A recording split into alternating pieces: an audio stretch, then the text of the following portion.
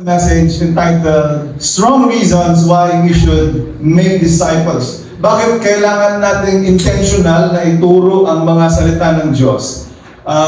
Yun ang discipleship, intentionally living out and sharing and teaching your faith to others. Ayan ang masapol nga, bakit kailangan natin gawin ito? Nasabi natin because it is a command from the Lord. Naalala niyo pa yung tatlong komando ng Diyos, go ye and make disciples of all nations. It is a command from the Lord. And secondly, so that people will be able to comprehend the truth. Maawatan na, maintindihan nila kung ano ang katotohanan ng salita ng Diyos. And lastly, so that the next generation will have someone to copy. May example sila, may pwede silang pagtuladan. Discipleship is not something that I came up with. Hindi ko to idea.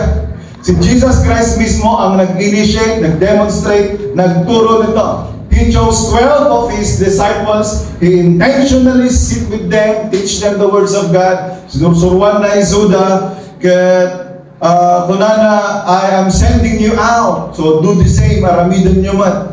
At makikita natin yung pattern, even the early church. Ito yung ginawa nila. Lumago sila ng napakabilis sa maiksing mga panahon. Nag-gather yung mga Christian noon sa temple. Wala silang mga church building katulad ngayon. Nag-gather sila sa mga templo. But after gathering, they go from house to house. So may mga small groups sila. And usually sa home church ang meron noon. Ito rin ang ginawa ni Apostle Paul. After preaching sa mga major cities, at may mga naniwala, mag-a-appoint din ng mga elders, mag-a-appoint din ng mga leaders sa iba't ibang mga city to lead and shepherd them. Isa na dito si Timothy. Sino meron po naman nagpapangalan ng Timothy dito? Isa na dito ang si Timothy na dinisciple niya, naging disciple niya. At ang bilin niya sa kanya ay 2 Timothy chapter 2 verse 1 and 2. At yun ang pag-aaralan natin ngayong araw na ito. Let's everyone to stand as we read the word of the Lord. 2 Timothy chapter 2 verses 1 and 2. Let us read it all together. Sabi niya, you therefore, my child, be strong in the grace that is in Christ Jesus. And what you have heard from me in the presence of many witnesses, commit to faithful men who will be able to teach others also. Heavenly Father, we thank you for your grace upon us today. We thank you for waking us up. Salamat Panginoon, tanariin kami tatangalaw. And we have come to be united with your people to thank you, to praise you, and to worship you, O Lord. Kalagyaman kami, Apo Diyos, for we know that your presence is in the midst of us. As we ponder on your words, open our eyes that we may see your truthfulness. Makita mi, Apo Diyos, ti kinabudno, ti nga sasaon.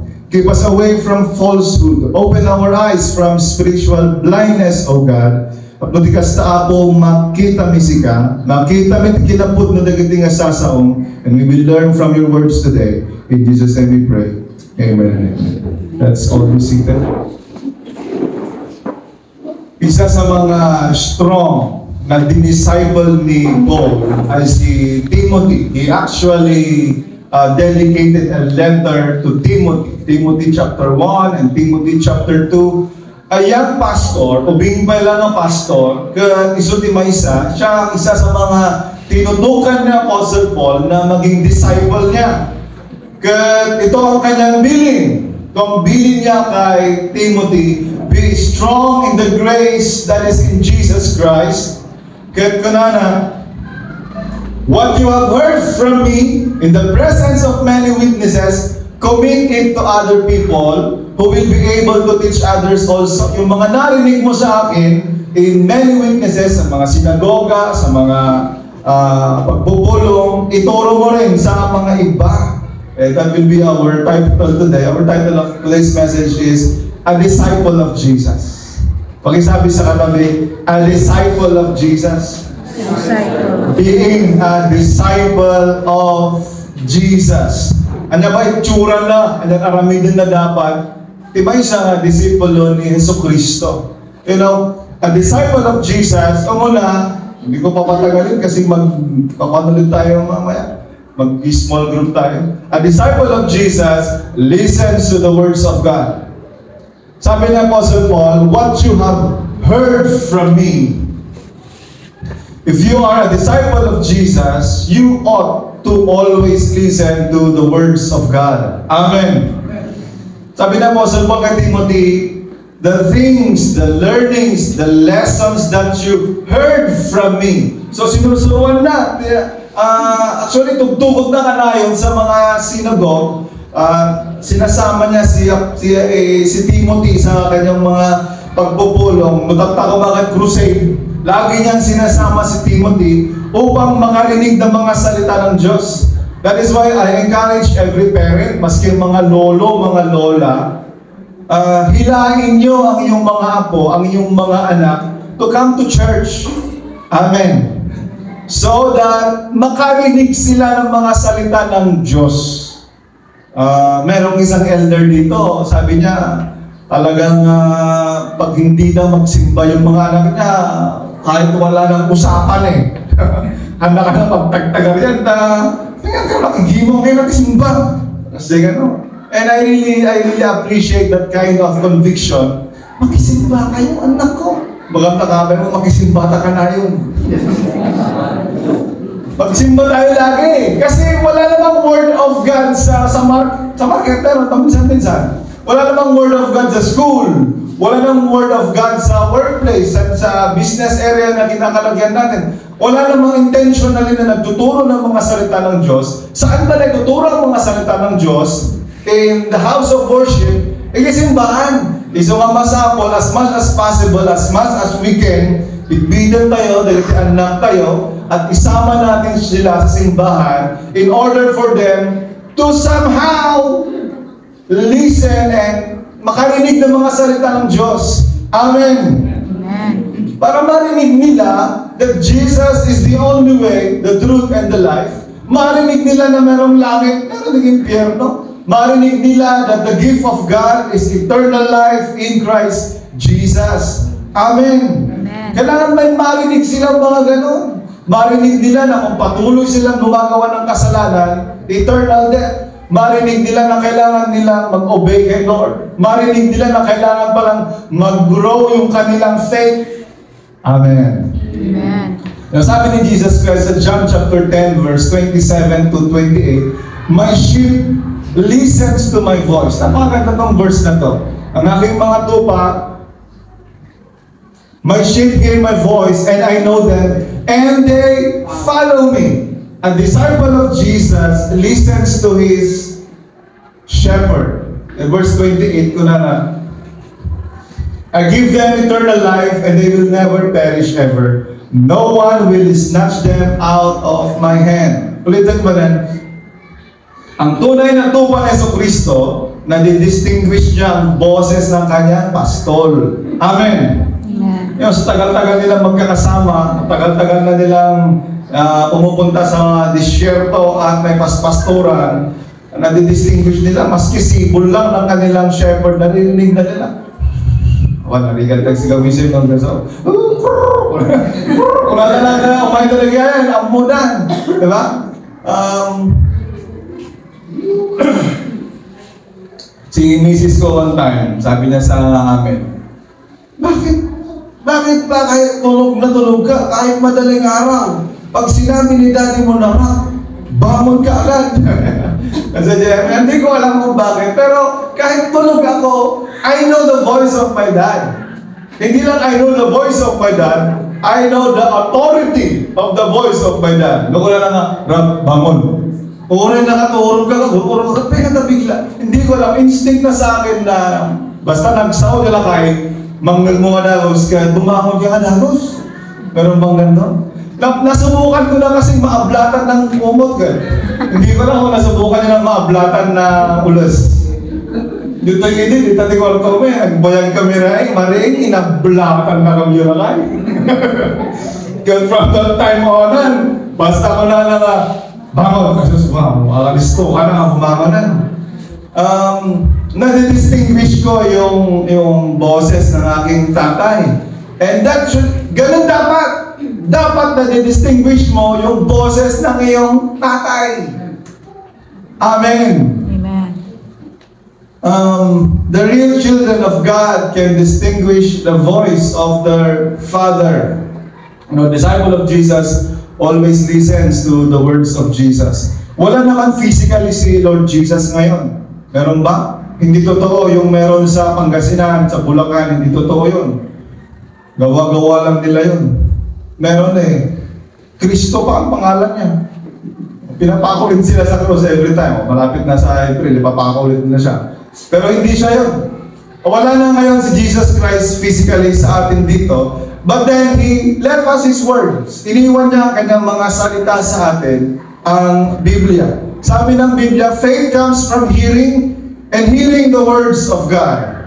Ang tao daw nagkakaroon ng pananampalataya sa pamamagitan ng pakikinig ng mga salita ng Diyos. Amen. Amen. Kaya ulitin manan, ang tunay na disipulo ng Jesucristo, nakikinig yan, nag-aaral yan ng mga salita ng Diyos. Isa sa pinakasikat na title ni Jesus Christ noong panahon niya, alam mo po ba?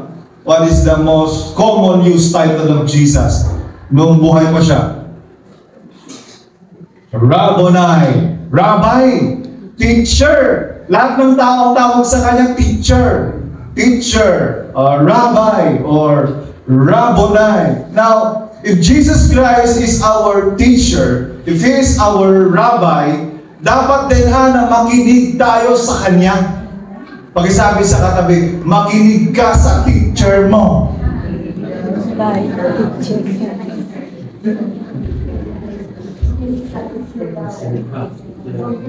Makinig tayo sa ating teacher. If Jesus Christ is our teacher, kailangan din na lagi tayong makinig sa kanyang mga salita. And I praise God in this church. Nag-uumpisa na ang marami to really have a grasp on their Bible. Natutuwa ako, meron na naman akong na-recruit pa na nga, may isang katatang wala na nga, igatangat ni anak ko, di Bible ta, agbasa kami nga duwa. Maliban kay Brother Darwin, di ba naman yun? Isang tatay, sabi niya sa akin, Pastor, igatangat di anak ko ta ako, na makunbiktaran di sermon mo na sande. Igatangat mo na di anak ko di Bible ta, duwa kami nga basa. Di hangas basa ka. Ano kasi? Duwa kami nga basa. Wow. Si Samira nag-umpisa na magbasa ng Biblia. Ang problema, Revelation ang inuna niya. Hirap naman. Daddy, paano yung end of the world? Bakit may mga angels dito? Bakit may mga 3, 5 pakpak sa samahan? Macho ka lang. Macho ka lang. Huwag mo lang yung mga promises, mga end times. A disciple of Jesus listens, learns from the words of the Lord. Amen. Amen. We are to learn and listen to the words of the Lord. May kaduwakan sa nakabayag. A disciple of Jesus looks up to God's grace for strength. Ang disipulo ng Jesucristo looks up to God's grace for strength.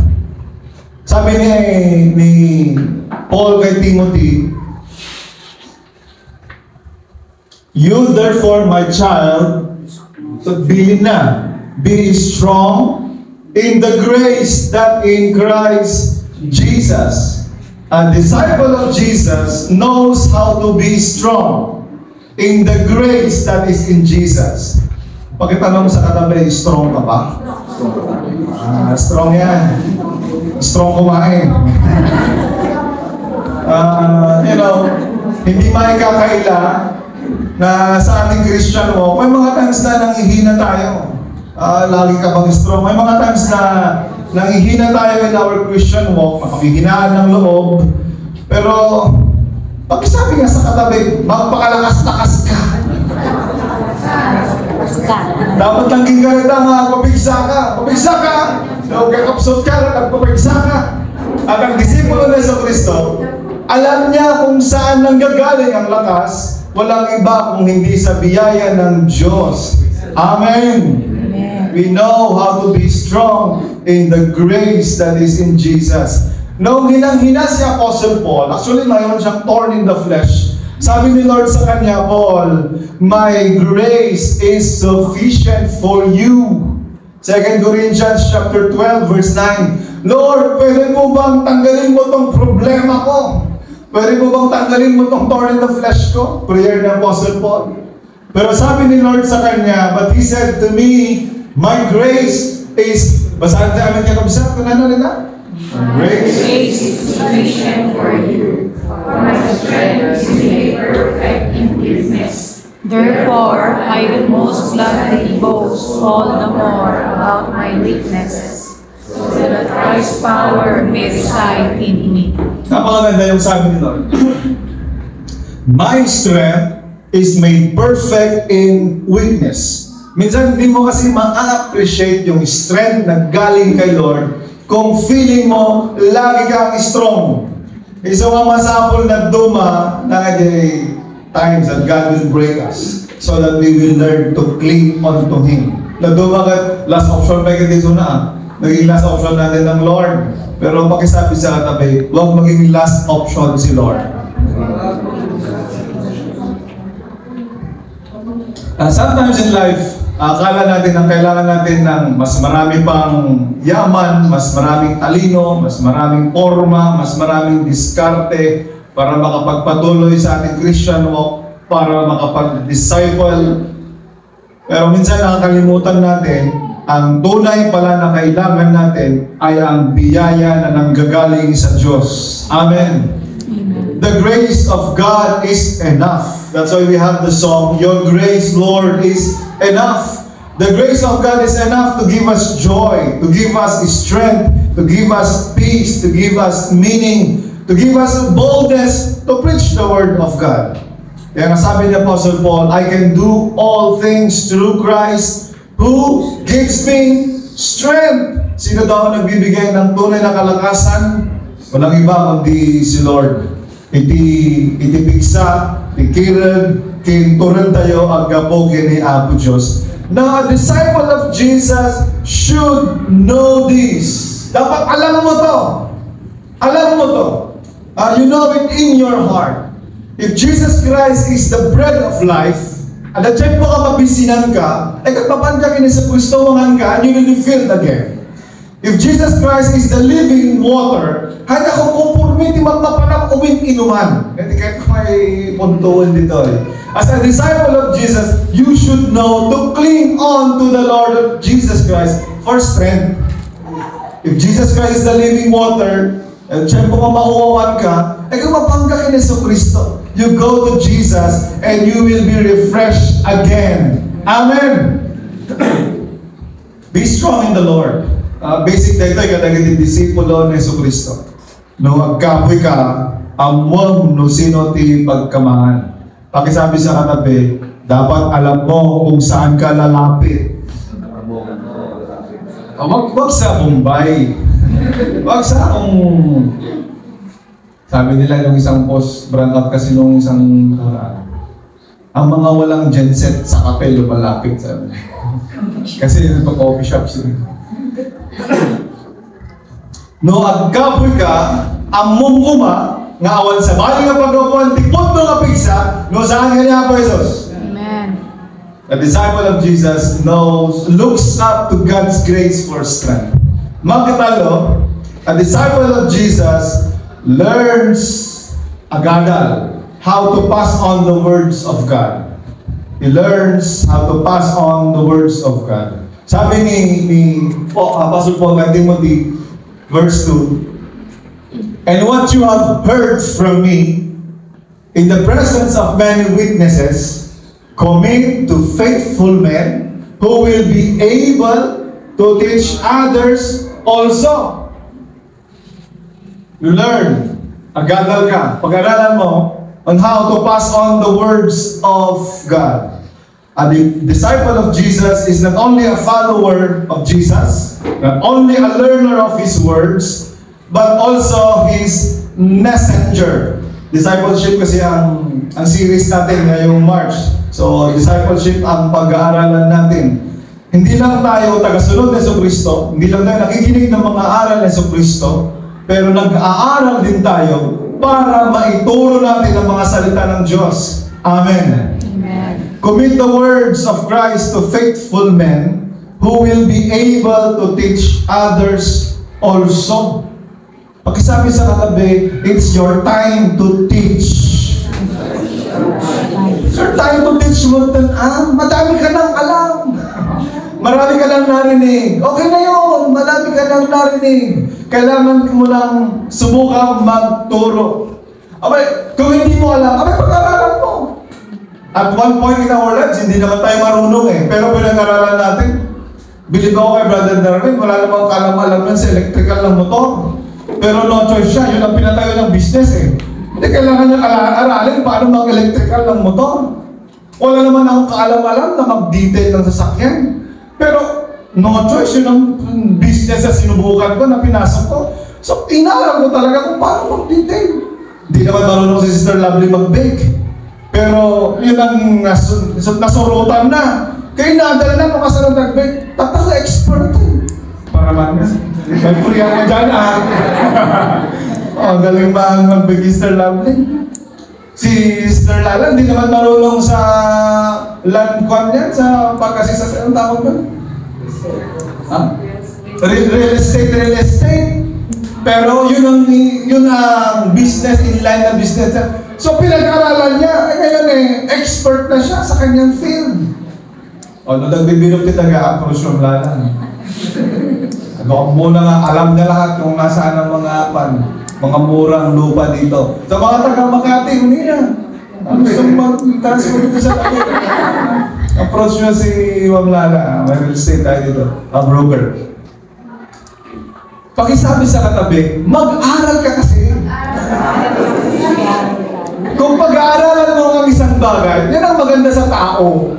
We have the capability of learning. Ure anya nga field. Ure anya. I'm telling you, ure anya. Si Brother Marlon, wala namang kinalaman sa negosyo yan, sa pag-grocery. Abroad yan dati. Anong Brother Marlon? IT ba? PT. Ha? Physical therapy. Physical therapist naman yan eh. Wala namang kinalaman yan.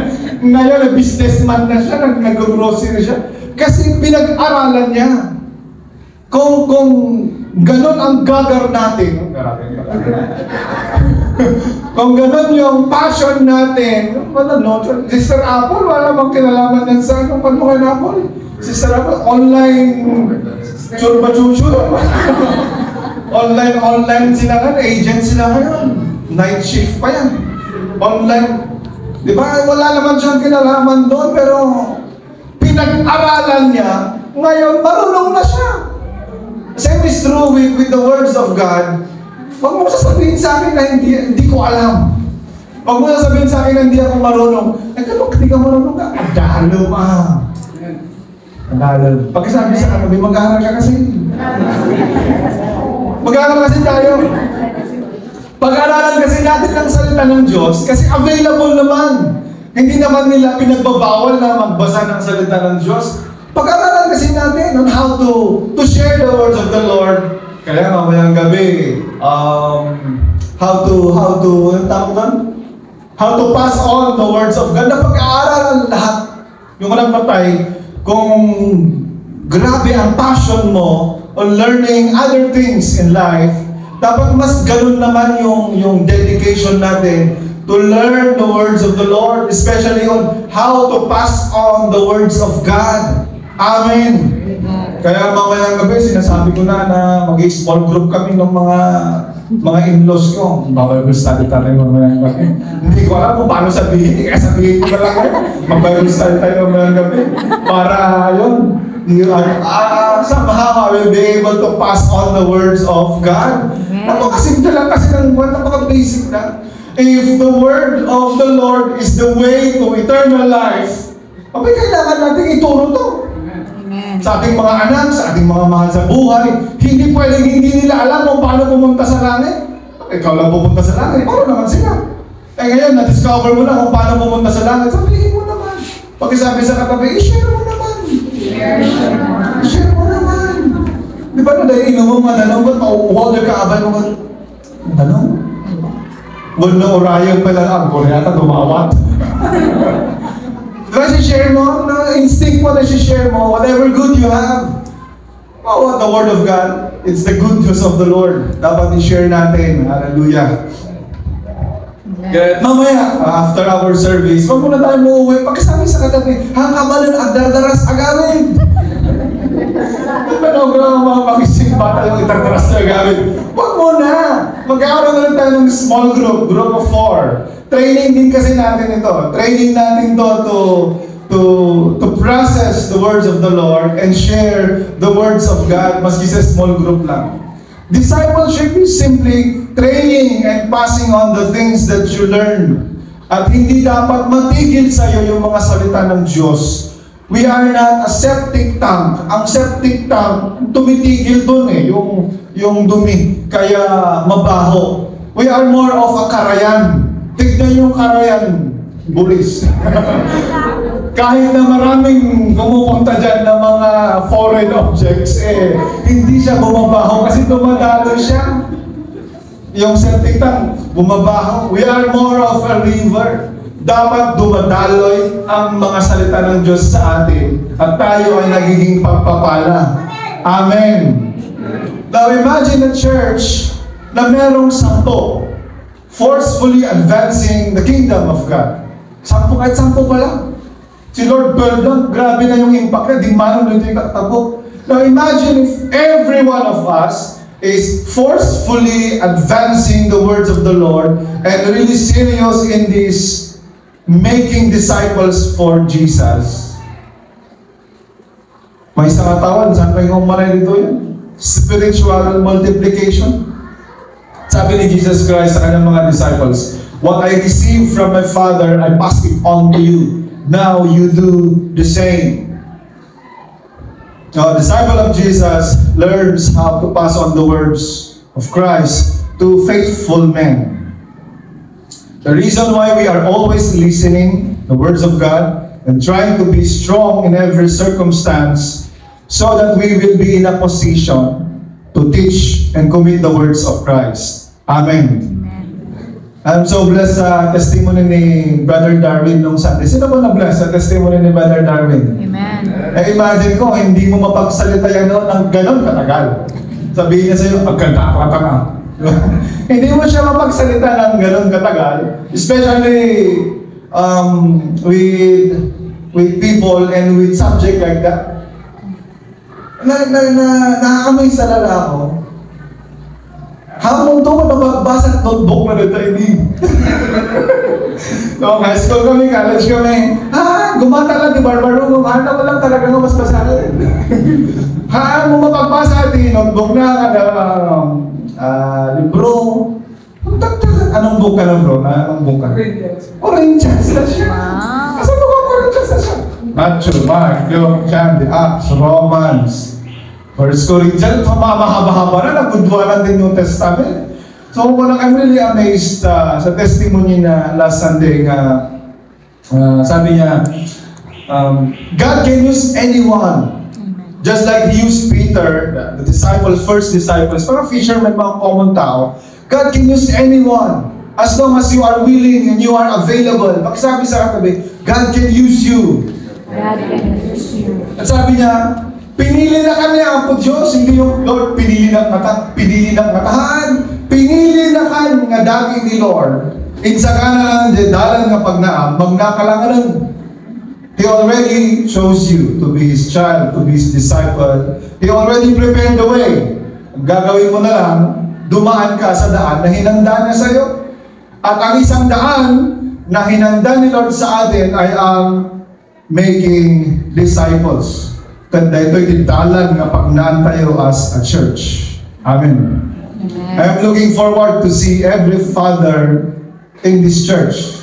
Every father, wala man tagitimala. Magkaroon tayo ng sarili-sarili nating mga discipleship groups. And together we advance the message of the cross, the gospel of Christ, the love of God, and even the judgment of God. You know, we Christians have a great message to share, a good news to tell, a life to give, because we have found Jesus Christ, our Savior. Amen. Dati ka tumagdal tayo amin kapagsa. I hope and I pray that we live out these words today. A disciple of Jesus. Yung disipulo ng Jesucristo listens to the words of God, looks up to God's grace for strength, and learns to how to pass on the words of God. Napakasimple lang, but really it takes a lifetime to execute this and do this. Kaya amok na we cannot do this on our own. We need the grace of God. We need the Holy Spirit to lead and guide us in every step. Let us bow our heads in prayer. Heavenly Father, we thank you for your words today. Thank you for challenging us to stand up, not to be ashamed to be your disciple. Thank you for the faith that you have started in our hearts. Let it grow, let it blossom and bear fruits as we listen to your words. Give us the grace, Father, so that we have a hunger. Magkaroon kami ng kauhawan sa iyong mga salita. That we commit our lives to read your words, to listen to your voice. At times, Lord, that we become weary and weak, give us again the grace to look up to you for strength. Tulungan na kami, Apo Diyos, tapos kasta sikat, ikanayon din ang kitaan, ititsyem po ang kapoy kami. Tulungan mo rin po kami, Panginoon, that we will be able to pass on the learnings that we have learned from you. Give us the grace, give us the heart, give us the compassion for the lost souls, compassion for our families, for our friends. Upang sa ganun, Panginoon, pwede rin namin i-share ang iyong mga salita ng aming napakinggan, ang aming napag-aralan. I-bless mo po ang church na ito. Bless your people. Bless every father, every mother. Bless our children. Bless our young people, Father. Upang sa ganon, sama-sama kami to really walk out the faith that you have started in us. Tulungan mo po kami upang sa ganon we do not become hearers of your words only, but become doers of your words. We worship you and we bless you today. In Jesus' name I pray. Amen.